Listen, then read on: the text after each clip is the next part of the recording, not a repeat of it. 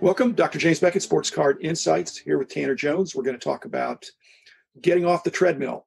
And that was an idea Tanner had that I'm going to run. I don't know if I'm going to run with it on the treadmill or walk with it on the treadmill, but I'm going to get off the treadmill at the end of 15 minutes, as is my custom.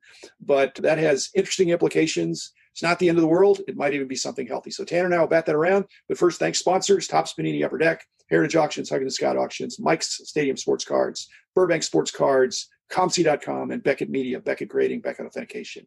Tanner, welcome to the show. And let me say this, I'm not sure any of my sponsors are going to like this topic of getting off the treadmill, but sometimes it's the right thing to do. So welcome, Tanner, and what's your perspective?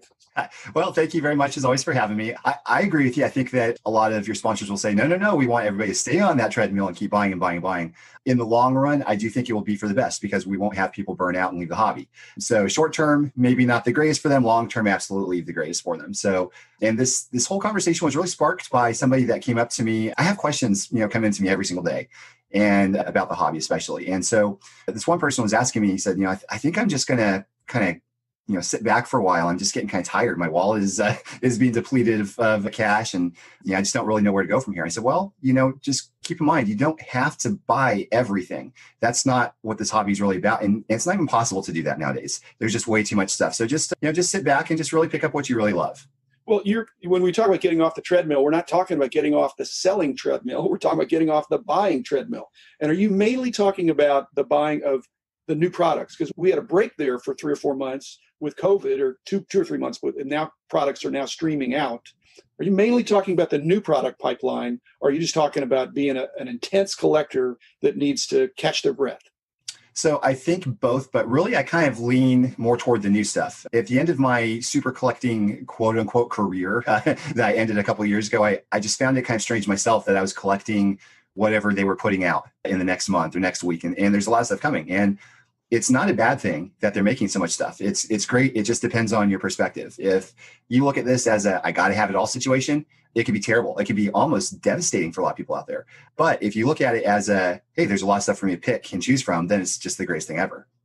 Do you think, so in that sense, the LeBron James $1.845 million card from a short while back, basically, does that work for or against what we're talking about? Does it give people a splash of ice water to say, I really, really, again, for the 99.999% of the people, I really can't have it all. I certainly can't have all the LeBron Jameses. I can't have all the Michael Jordans. And those are they're the two main competitors for GOAT in basketball. But does that help then, that people can moderate because they realized I won't be able to have it all? Yeah, so I'm a big preacher of setting your own boundaries. So maybe for LeBron James, that means that you want everything that's serial number greater than 100. That's just a base or something, So, but that's one thing I tell a lot of people is, look, it doesn't matter how much money you have, how much time you put into it. It's literally impossible to have everything. So you might as well not try, because it's really just a losing battle. Well, it might be, but again, that's one of the appeals of the breakers, is that when you participate in a break, you might get something really spectacular. And it might be, but I don't want to be, I guess I am being a little bit facetious about this, but we're now in the level of certain cards are equal to buying a nice car or a nice house. And I won't say they're not worth killing for or dying for, but when you're talking about that much money, you actually can become a target. And so what you're suggesting is actually a safer way to approach collecting, is that I'm not going to buy cards that are worth more than $1,000 each or something like that, which is still an outrageous amount of money for a piece of cardboard. Is that what you're saying? Or are you just saying, is it more of the hunt and the scarcity? Well, I think everybody should have their own way of collecting. We shouldn't listen to other people on how to collect, because there are people, for Canseco, for example, he played on 7 teams, and you could have somebody that says, I only collect the Yankees cards of his, or I only collect Rangers cards of his, or A's, but only during the playing career of his. I think those are very healthy ways to collect, instead of, I just got to get every one of one. If you have the financial means to do so, sure, go ahead. But time is the other part of it. It's going to take you a tremendous amount of time and effort to track everything down. And again, still probably impossible with the number of cards that they're coming out with these days. Again, I'm the math geek.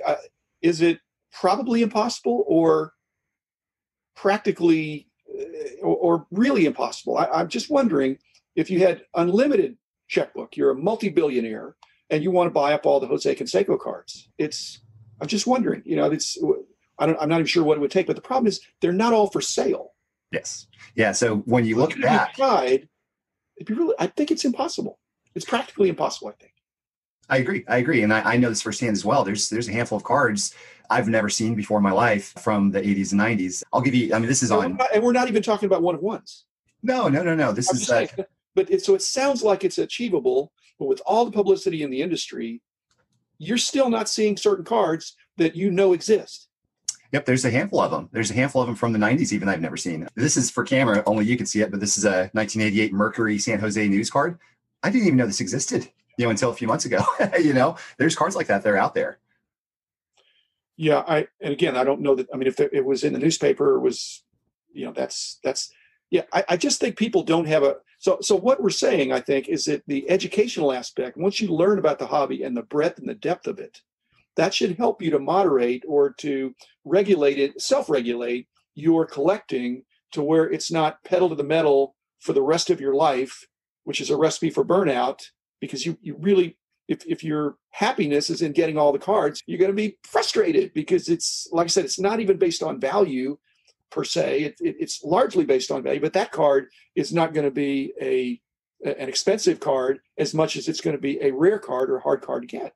And if there was bidding on it, I'm sure it would go up. But yeah, it's I think a lot of people, all collectors in general, I think what they really need to realize is it's not necessarily just about the destination, it's about the journey and finding that special card and being able to sit there in the moment and just enjoy finding something. That's I think where the most joy comes from.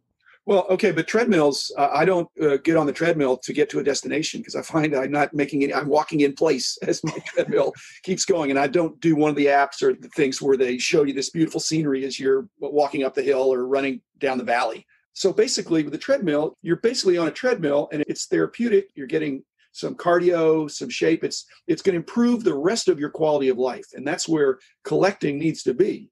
Not that you're training for an Ironman or an ultra thing like that, as much as you want to be healthy, you want to be fit, and having a hobby that is not consuming you, but you are enjoying it. Otherwise, I think what you're saying is you have to get off the treadmill for a while.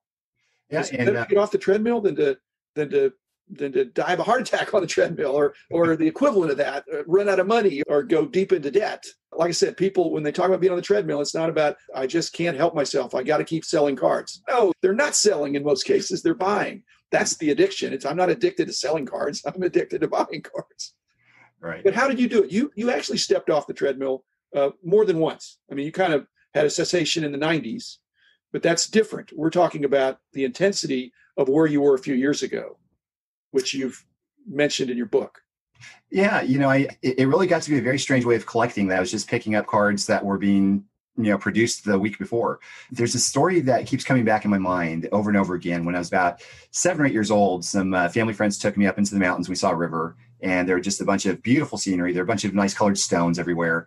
And I remember just thinking, man, this is fun, just picking up the rocks I like. I didn't make it a mission to get all of the green ones or all the rocks in the rivers. I just enjoyed, wading through the river and picking up some rocks that I really liked what they look like. I think that's kind of where we probably need to get back to as a hobby. Just enjoy it.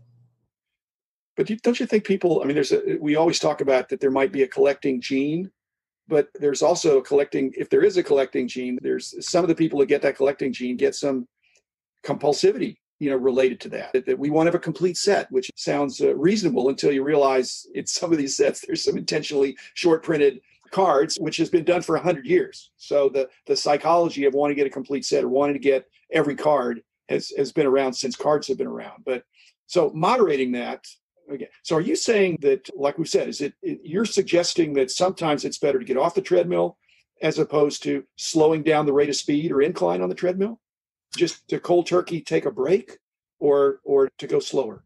I think it's really kind of different for everybody. It really depends on where you want to be. I'm not suggesting that completing a set or rainbow is a bad thing. I'm saying it's probably can be a negative thing if you're trying to complete all of the sets or get all of the rainbows. I think having a goal in mind is outstanding, and it really, frankly, is what drives a lot of people in this hobby to continue forward, which is a good thing. So for some people, that means get off the treadmill if they're trying to get everything and just take a breather, especially if they're bored. There should be no compulsion outside of enjoyment to continue on collecting. If there is just boredom, you maybe stop completely. But if there isn't and you just need to slow down, then just slow down.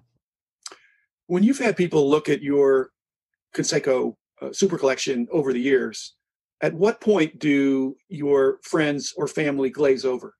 Are they able to look at more than 100 really interesting, valuable, rare Conseco cards before they want to get off the treadmill? They want to take a break. Or can they look at your whole collection with great interest over the course of a weekend?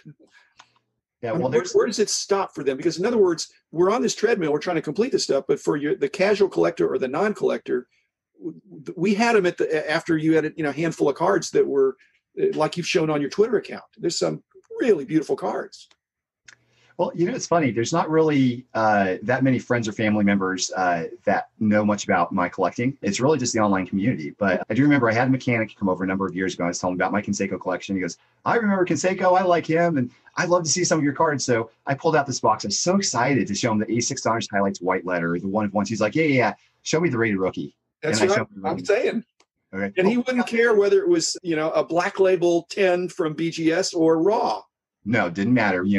Hey, take a look at this Aqueous. No, it didn't matter. You're trying to figure out who are you trying to impress or who are you collecting for? And you could say it's for myself or it's for me and my friends who can really appreciate it because, the values of the cards now are so extreme that you can't, it's just hard to explain that to somebody that's not in the organized hobby. Yeah, well, that's a very, very good point. Who are you collecting for? I think when we've added this online element for collecting, there's a lot of people that buy, I think, to impress other collectors. When you start picking up cards to impress other people and not yourself, maybe it's a good time to, cut back a little bit. Well, it depends on how important it is to you. I mean, if it's to impress them or it's to dominate them or to make them have nightmares that they don't have what you have or to be jealous or something. Now, I'm being, again, a little bit facetious here, but there's a competitive element that's good. And then there's a competitive element that can become cutthroat and can get in the way of the rest of your life. Because like you said, nothing wrong with the card companies, but they're putting out product in order to sell it. And the breakers the breaking culture has put an opportunity for some of these cards, with a lottery kind of aspect, the chance to get some really valuable cards without spending the gigantic bucks it would take to buy even a box in some cases, and certainly a case. But from some of the cards you really fell in love with from the mid-late 90s, they were one per case. Some of those, or even less.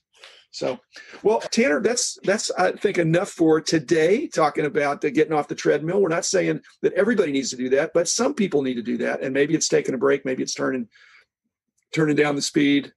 But there are things that are more important than card collecting. So I think it's like I've mentioned that if the hobby's a balloon, it's sure getting pretty full, and it'd be better to let a little air out or get off the treadmill for a little while than to crash or pop. So that's it for today. Thanks, Tanner. Be back again tomorrow with another episode. The man in the house of cards.